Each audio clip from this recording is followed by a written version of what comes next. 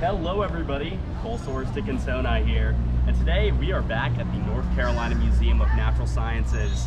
I filmed a video about this place a long time ago, but this one I will be doing a bit different because I won't be going through the whole museum, and instead I will be focusing on an exhibit, a new one, all about the Permian period, which was before the dinosaurs. So without further ado, let's get into it.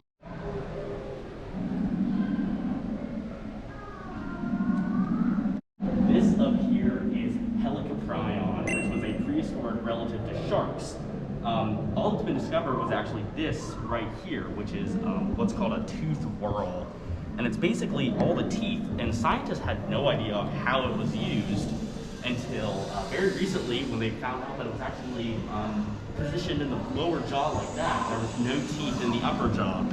Scientists used to think that it actually used to like go out like that, but in reality it was covered, and basically new teeth were formed, and then over time as the old teeth wore out, they would just circle around.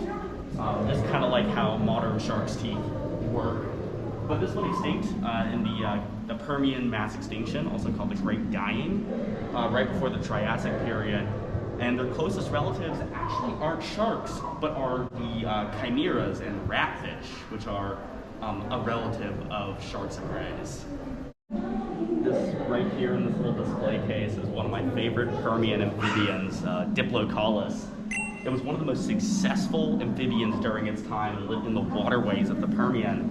Scientists currently don't know exactly what that weird boomerang-shaped head was actually used for, but display or defense are probably the most likely scenarios, much like modern animals.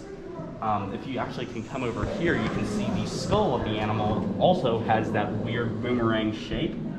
And it's also not known if it would have actually been aquatic or semi-aquatic or even terrestrial, but it was most likely semi-aquatic, like many of the amphibians during its time. Most of the temnospondyls.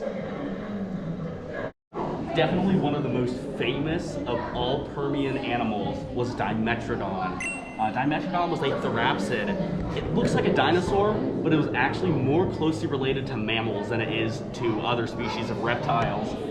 You can tell that it's actually more related to mammals just by its teeth. Dimetrodon actually means two forms of teeth, or two sizes of teeth. And you can see that it actually has more canine or incisor-like structures in the front of its mouth, and more molars in the back of its mouth. And those were used for processing different types of food, just like mammalian teeth are. And this big sail on its back isn't really known exactly what the exact purpose is, but it's likely for display. An old theory says it was for thermoregulation, but that's been kind of disproven at this point. A fun fact about Dimetrodon is that it actually had a second pair of jaws on the roof of its mouth.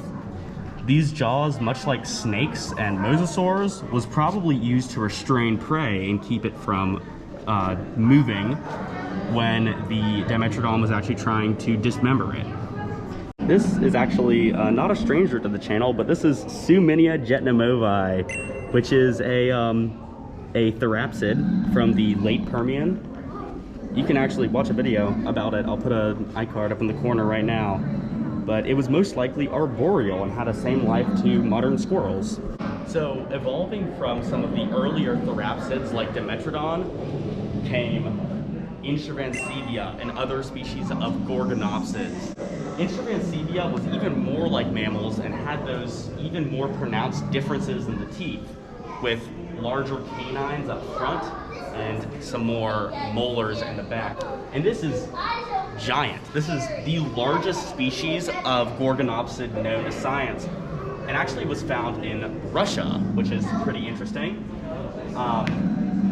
However, obviously, Gorgonopsids did not last because at the very end of the Permian period came the Great Dying, or the Permian mass extinction, that killed about 70% of all life on Earth at the time. One of the few species that actually survived the Great Dying at the end of the Permian was Lyastrosaurus and other species of Dicenodonts. These were built to survive, and actually this one genus formed more than half of all terrestrial vertebrates at the time of the early Triassic. And these are the species that eventually evolved into mammals. Likely they had fur, and they actually also probably had warm blood. You can even see they had those mammal-like limbs where they were going directly underneath and not side to side like reptiles at the time. But it's definitely a super interesting animal.